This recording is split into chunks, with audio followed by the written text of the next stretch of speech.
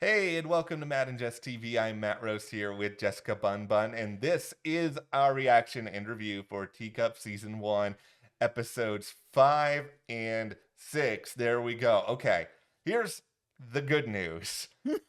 These episodes were better than the last two. Yeah. Am I going to sit here trumpeting from the rooftop that Teacup is the greatest show of all time? No, I'm not going to do that. I still think these episodes have a lot of problems, but it's a step in the right direction. And at the very least, I have a slightly better grasp as to what is going on now. I think episode 5 should have been episode 3. Like, Yeah, I understand that they wanted to sort of have the surprise in this different way for episodes 3 and 4, which I didn't really like at all. yeah, But I think that episode 5, if that was the reveal that we're like, oh, we're following this, McNabb and Olsen who think that there are aliens. And then you're bringing in Travis, who's like, oh, I don't know if I believe. Okay, maybe I do believe. And I'm not sure.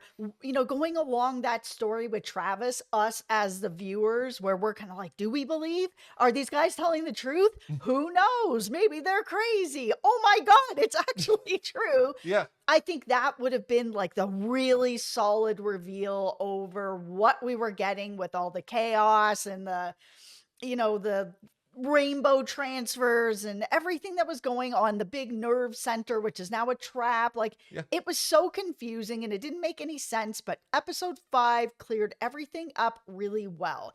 They just needed to switch those two episodes, and I think they may have been able to squeak out an okay season. But because they put episode 3 and 4 where they did, Yeah. I'm kind of curious, like, how many people are coming back to the show. I remember looking at the Yeah. comments after episodes 3 and 4, and there was a lot of people that are like, they lost me. And I understand this is only 8 episodes long. You're halfway through, Yeah. and these two episodes were just bad. It's a really difficult situation here because this is not, the 1970s or the 1980s where you had maybe 5 or 6 networks to choose from. And if an episode Right. wasn't great, you'd be like, okay, I'll stick it out. Now there's 2,000 shows you can watch at any given point, and I think there are going to be people that are just going to be, nope, I'm out. See you later. Especially Yeah. maybe they thought, I'll give episode 5 a try. And then they saw it. It was by far the longest episode of the season. And they were just like, okay, I don't have the patience for this anymore. And I think it's difficult because right now, because we're in October, we're in spooky season, and the Yeah. amount of amazing horror shows that are on right now, like From and Grotesquerie, which we are also covering here at the Yeah. channel, or Sweet Pea. Oh my goodness. Like, the bar is so high right now Yes. in this genre that you can't come out with Teacup. No, you can't. You have to find a way to at least ground things in a better overall story. I mean, we'll talk more about what worked in here, what didn't. There's still a big bugaboo I have that I don't think the show is ever really going to get past. But before we go there, hit our subscribe button because we do have so much more coverage that is coming. Jess already outlined a number of the other shows, and we are also starting a new thriller called Before that is on Apple TV Plus. It stars Billy Crystal. It's really, really good. We've seen the first couple of episodes, so hopefully you guys have a chance to check that out as well. Before is excellent. We Yeah. highly recommend it. And also join our Patreon. We are covering The Penguin exclusively over there right Hmm. now. And coming up in November, we are also going to be covering Doom Prophecy Yeah. and Landman over there, and is the only place you're going to be able to get those video reviews. We'll leave a link for you below. It's also a great way to help support Matt and I here at the channel. So thank you so much to everyone who has joined. Thank you guys so much. Yeah. All right, I'm just going to say this from the start. I'm a little bit of a simpleton when it comes to my alien/horror stories. I just want to see the aliens. Like, this is something the show is never going to, they're never going to work through it unless the aliens actually show a real physical form in the finale. It feels right now, and I know this isn't really the case, but it's just these aliens jumping into other people's bodies. The longer I'm getting into it, the more I'm just thinking, did you guys just make this show with paper clips and duct tape that you didn't have the money to have any real aliens? So this is what we're getting. I know that's not the case, but it's still how I feel at this point. That might be the case. I mean, I know they tried to explain away this in episode 5 where they were kind of like, yeah, these aliens, these visitors, don't actually have bodies, and they do just go into a host and jump from host to host to host. And that's how they're able to come to Earth without any sort of spaceship or anything like that. They can just hitch a ride on a meteor or whatever and come down here whenever they feel like it. And just the first person they see, boop. And that's how it is. I think that with this huge cast, and it's all sort of in this one place, that they probably put all their money into this like alien nerve center trap that they put together, this rainbow, looks like almost like a spine, Yeah. that's where the money went.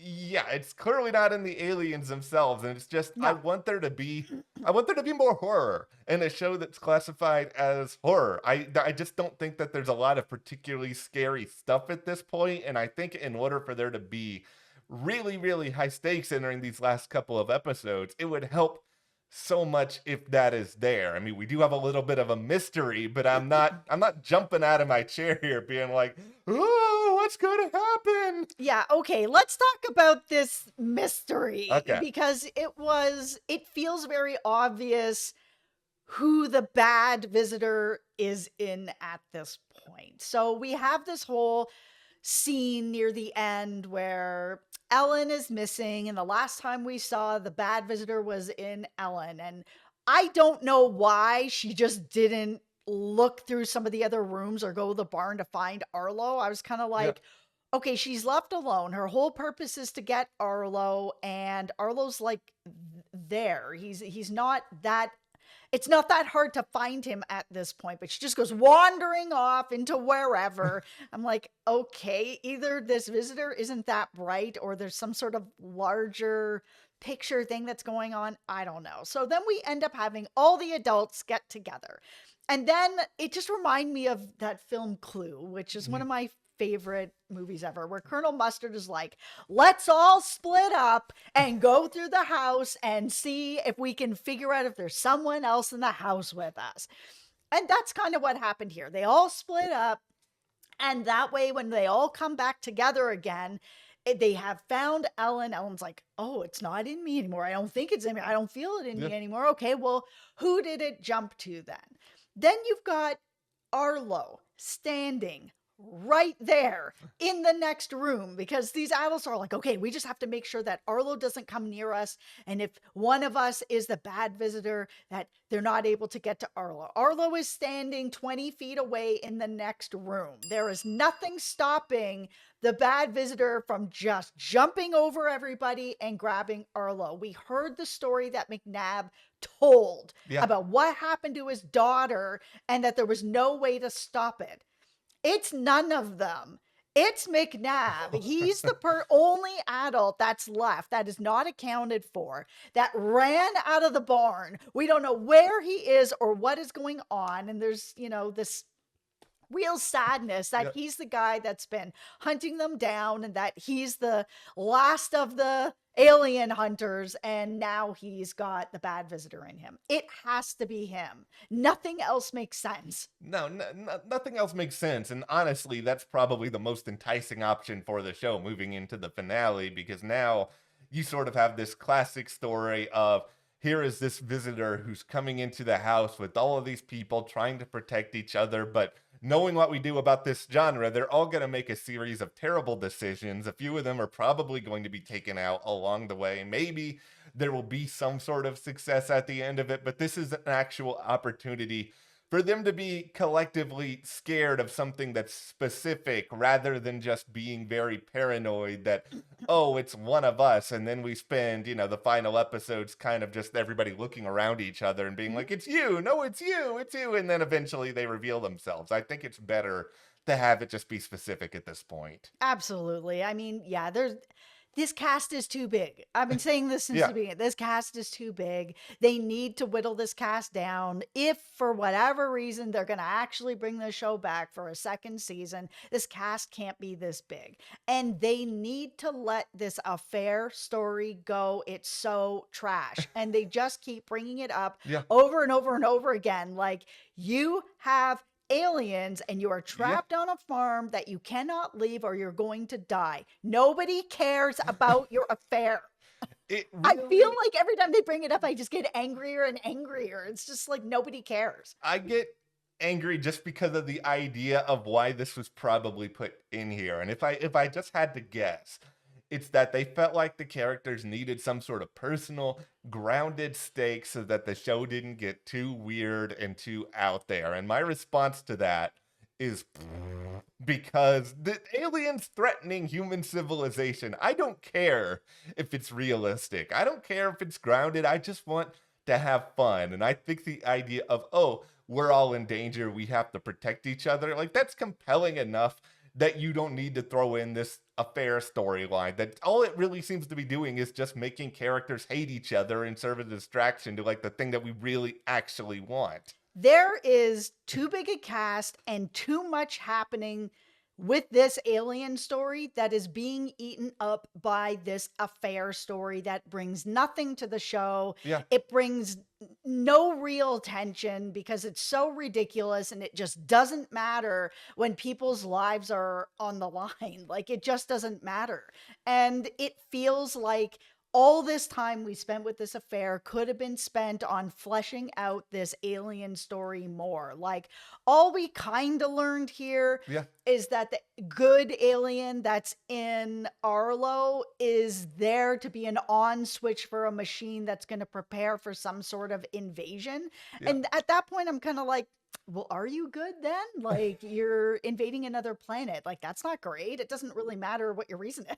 Well, yeah, and that's a new threat that has to be sort of brought about and thought about. Maybe that is like the big twist if they want to do a season 2 of this, that the switch turns on and okay, what does that mean at that point? Or it could be that this good alien is actually not the good alien and that the bad alien that's trying to stop this alien from invading this planet is actually the good alien. Like that's really where I am with this kind of like, starting to think of theories of who's actually good, who's telling the truth. That's a big thing we saw with McNabb. Trust no one. Yeah. Okay. So is he only talking about the fact that the alien can move from person to person, or that the bad alien maybe isn't bad and they are trying to stop an invasion from happening here? Well, let's play around with that theory because there's a couple of pieces of evidence that I think could potentially support it, starting with the idea that Harbinger, the quote unquote good alien, is currently in Arlo, and Arlo is being very defensive about no, the alien has to stay with me, because Yes. at one point Maggie's like, okay, let me have it, I can handle it, you're just a kid. But if Harbinger's really bad, they may be intentionally manipulating Arlo so that Arlo continues to be a host because he's very young, he's potentially naive. If it's somebody like, Maggie, who's a little bit more experienced, ends up being the host, then maybe she's going to be able to suss it out. And maybe that's like a part of what's going on here. Yeah.